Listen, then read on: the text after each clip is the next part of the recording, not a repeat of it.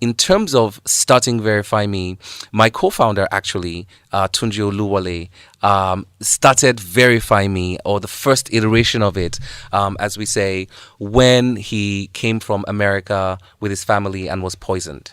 We should turn it off so people can't jack by anymore. So why? We need to stay here and fix our country. But you didn't start up like your journey. Most of it happened abroad. So why do you want to turn it off? It's a good question. So when young people tell me they're jabbering, I close my mouth because I'm like, I don't want to be called a hypocrite. One of the things that I learned in terms of your thought process when you're innovating is that you need to include your customers in the conversation.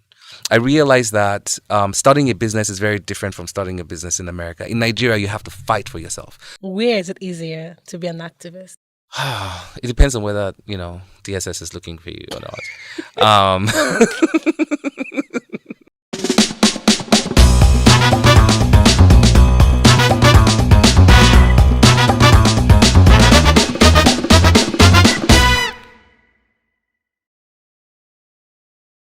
Welcome to another edition of Back to Base, the founder podcast, where we discuss with tech founders in every field, by the way. We want to pick their brains. We want to know how they think. How did they form the idea of starting that company? So you can have an idea or two. To start yours. My name is Lillian, and this is Africa Tech Radio. Today, we are going to have a chat with the co-founder of Verify Me Nigeria, Esigie. Aguele. Right? Fantastic. I have this feeling that I always pronounce people's names wrong. That's okay. But that's good. I've heard way worse. I'm used to it. What's the worst you've heard about? For my first name? Mm-hmm. A very long time ago, Jay-Z has a song called Getting Jiggy with It, na na na na na na na. And so when the song came out, I was somewhere in public and they said my name Esigie, but instead of saying Esigie, the person was like Esjiggy. And I had to walk through the whole hallway, right, with like hundreds of people staring at me as somebody is announcing on a mic, Esjiggy. And then as I get to the front, some guys are like, na na na na na na. That would stick. Yeah, I laughed too, so it was funny. It was. So I heard you say CJ. We had a conversation like, is it a CJ? So it's a CJ. It's a CJ from Ishan. Yes, if you're in Benin, you say Esigie. And then in another country, I've been called C, CJ, EJ, everything. I pretty much answer, even the alphabets, J, E. So it's CJ. Tony will say, "I told you so." Exactly. All right, so let's go back. Mm-hmm. You've talked about how your name has been mispronounced. I know that even in secondary school, if you go way back, you hear words or you remember words, but that's the earliest you can remember. But you are an entrepreneur, right? You're also an activist. Did anything you did back then in school form the idea behind starting your company and your profession? So I would say that a lot of what I did in school prepared me a little bit for the kind of struggle you are challenged with when you're running a business in Nigeria. In terms of starting Verify Me, my co-founder actually, Tunji Oluwole, started Verify Me, or the first iteration of it, as we say, when he came from America with his family and was poisoned. They slept for 18 hours. And when they woke up, their house was completely robbed. And this is actually the story of Verify Me and how it started. Out of that terrible experience, he was able to, because of what happened to his family, and out of love for the community, really say that I want to come up with a solution that is going to solve the problem of security in homes so that we can have proper ID verification. As I was even still living in the States at the time. But I did come, and serendipity had it that we met. And my background as an engineer, solutions architect, and I did a lot of business transformation work. We had a conversation about what the massive potential is for the idea. And in about 2017, we decided to basically become an ID verification and KYC tech company. And then we started rebuilding our solution together and built everything from ground up. In 2019, we actually launched the first product. And it's been a fantastic and challenging journey ever since. So, what does Verify Me? I know you've given us the overview. So, what exactly? How do you run Verify Me? So Verify Me makes it easy for businesses to grow. And that is businesses that need to access identities or KYC information for compliance or for more insight on their customers so that they can provide services. So what we do for businesses is that we provide secure and compliant and AML compliant identity and analytics information on people so that they can give those people services. On the other end, and this is where we're even, I think, very inspired, is that we make it possible for every African, or are making it possible for every African to have access to financial inclusion products. And for us, we see that as social empowerment because back in the day, once you have an identity, you don't need somebody to write your recommendation for you to get your electricity or your phone or get a 50,000 naira credit. So we see it as the first spark of independence for the masses in terms of access to financial inclusion products. And that's the other end for us. Okay, somebody recently talked about how he was denied a US visa. And based on what you just said, an idea popped into my head. What if US, immigration use something like this, right? They do. They do? Many use us, yes. Many, but it is not all that yet. Yeah, no, I would say that Verify Me is the infrastructure for a lot of embassies who do verification for people who are getting visas, and I'll leave it as that. And when we can bring not just the identity but criminal data, location information, financial profile information together, depending on what visa is being applied for, it's a very powerful tool for consular offices that are looking to assess candidates. Let's not go into the US and the embassy. Let's just stick with you because I have a lot to ask. We should turn it off so people can't jack by anymore. So why? We need to stay here and fix our country. But you didn't start up your journey. Most of it happened abroad. So why do you want to turn it off? It's a good question. So when young people tell me they're jabbering, I close my mouth because I'm like, I don't want to be called a hypocrite. Tell me why. But there is a science to it. The truth of the matter is, a massive japa is a national security problem. I know we don't look at it as that. It's a national security problem, and it's because what it really is when you look at it is IQ extraction. They're not taking the people with the lower IQs. They're taking the people with the highest IQs, and that is going to be a problem in any society. So what do you want them to do? Well, obviously you can't tell people not to look for a better life for themselves. So really the only solution is for us to build a better country so people want to stay. So when the country is better, then we can start staying. For sure. Until then, we will disappear, right? That's why we're pushing. It'll get better. Okay. I just wanted that to be clear. So can you share with me what your process, your thought process is like? I'm talking about, yes, your co-founder started this, but this is something you do together, right? So what is your thought process? What was your thought process when you started this, and how do you still think when you're innovating? Wow. So, I would say it's not the same as when we started. I've learned a lot. One of the things that I learned in terms of your thought process when you're innovating is that you need to include your customers in the conversation. And whatever product you build has to be a synthesis between your vision and what customers are willing to accept. And we obviously, have had challenges with that in the past. And so we learned the hard way. And so we've kind of I would say, very good at it now. Really, when you start, when you're building a business, I was saying in the beginning, obviously you have to be realistic about your vision. But, in terms of process, I see it as being able to add structure to a vision break it down so you can deliver it to yourself or to the public in I would say iterations, and always have some kind of growth path and not try to build everything together at the same time.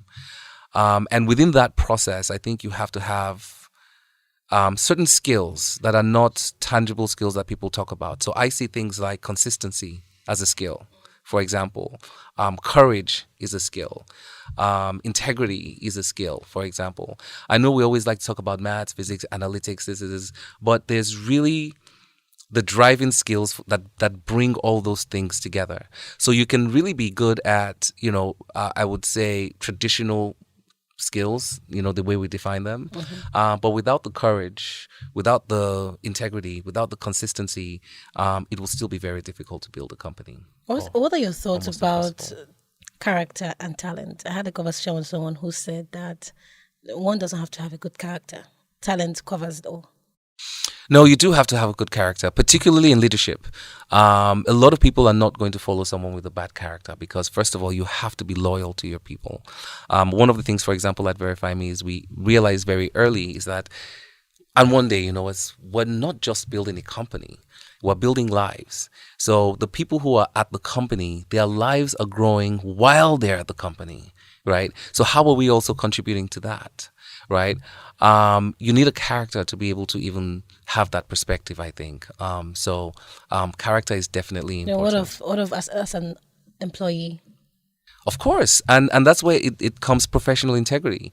And I would say, one of the areas that we can continue to improve in Nigeria, I know it's very difficult in a chaotic environment, is, continue to improve our professional integrity. But yeah, it's a key ingredient for success for sure. All right. I read that you're an activist and you have confirmed that. But what exactly? Activist. For people who do not know. Accidental activist. What is that all about? So, for me, activism is, for me, I'm Nigerian. So I know that I have a stake in this country. I know that I have a right to speak. And I know that my ideas are okay to express. I just see activism for me as, telling the truth, right? Even if people try to make it difficult for you, and representing yourself. Of course, I have a little bit of history of that. I was long time ago president of the African Students Association at Howard University. And we were very active. We protested military governments. We were doing all that stuff in the streets. This is in the 90s. I'm much older than you guys. Thank God. Yeah, exactly, right? So that taught me a lot. Obviously, I went and had a career in the corporate world. But coming back to Nigeria, I realized that starting a business is very different from starting a business in America. In Nigeria, you have to fight for yourself. You have to fight with regulators. You have to fight with socializing your ideas, because things are just a little bit more difficult here. So that's how I see, my kind of activism now. It's more like I see business as a force for good, right? And when you have that, I think in our position, we're lucky enough to have a business that is also a force for good. It's very easy to be activist around. So let's compare activism in the US and activism in Nigeria. Nigeria is my country, so I would say that it's more fulfilling in Nigeria. I would say that we have culturally, it's less accepted in Nigeria. We don't want to hear too much. Okay. Especially coming from outside. It's like, are you the only one? Go back, Joe. That kind of stuff. So, but that doesn't bother me. I understand that as well. So. Where is it easier to be an activist? It depends on whether, DSS is looking for you or not. That is not easy. But okay. that was a joke. Please don't. Keep going. But yeah, I would say it's easier here. It's easier here. Okay. Yeah. Except for the fact that you might land in. Okay, go away. No. At least after 3 days they'll release you. They're forgiving. Nigeria, we don't lock anyone up for too long, no matter what. After a while, it's okay. Yeah. Then you go back to the streets. Yes, it's in normal for a while. All right. So you studied at Howard University, HU. HU, I didn't study there. So. Don't worry, it's never too late. Well, I'm curious how you mentioned, right, that you were doing a lot of activism there, but how did your experience there shape your entrepreneurial journey and your activism? Like, I want specific details. So I learned a lot, and particularly I learned a lot about Nigerian history that I wasn't necessarily taught here, and I think we kind of gloss over when we teach ourselves. And what I learned there in terms of my activism is that Nigeria needs a national security perspective, which for me translates into things like digital sovereignty. Do you own your products? When you're doing all these MOUs and, getting all this, are you really negotiating so that we have a stake, right, in what we're building? And I think that the activism over there, kind of educated me to the fact that, these are some of the things you need to look at when you're talking about business. It's also about ownership. It's not just about, having functional products in your countries. Do the people in the country own it? Many entrepreneurs want to start something. Even if I'm not yet an entrepreneur, I have dreams. What advice do you have for people who you have the zeal, you have like a picture painted, but the action is lacking? That's a very interesting one. And sometimes I think that happens, especially if the person has passion, because they're trying to produce too much at the same time. So the first thing I would say is, they always say half your problem is solved when you write your idea down, right? And what it is you want to do. So first of all, just write it down. At least that's easy enough, even if you're writing it out daily in increments. I think that you will get to a point where you will just open up, and the steps you have to take, will begin to unfold as you start to do that. So I would say that's a start. And then the second part is be okay with doing things in increments, right? And in iterations. So you don't have to do everything at the same time as well. And then plan properly, right? And really, try to stick to that plan. So I would say those are the things. And, one day, and we started there, there was a time where we did, one ID verification in a week. We'll be calling each other, somebody's using us. Somebody's using us. Somebody is using us. Somebody did an ID.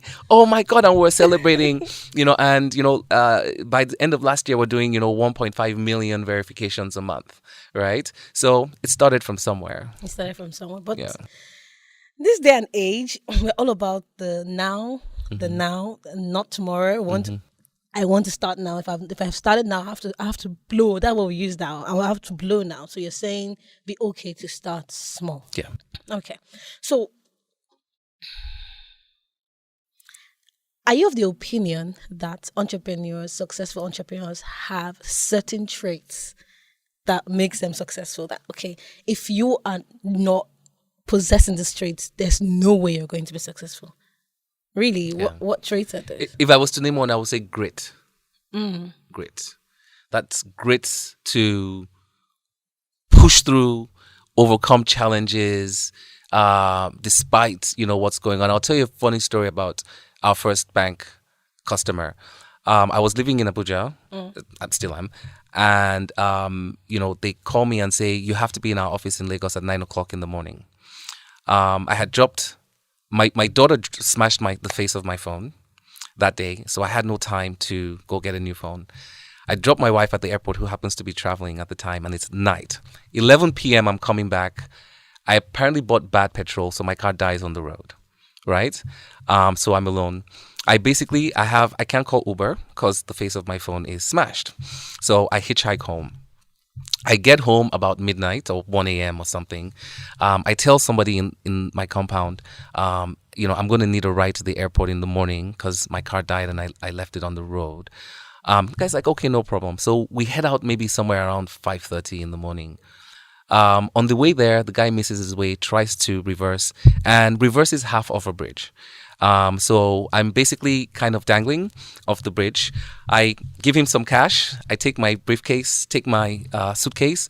I climb out of the car, and I stop at Kabu basically. And I'm like, I need to get to the airport. My flight leaves 7:00 to land Lagos at 8:00, and I have 1 hour to get to Island.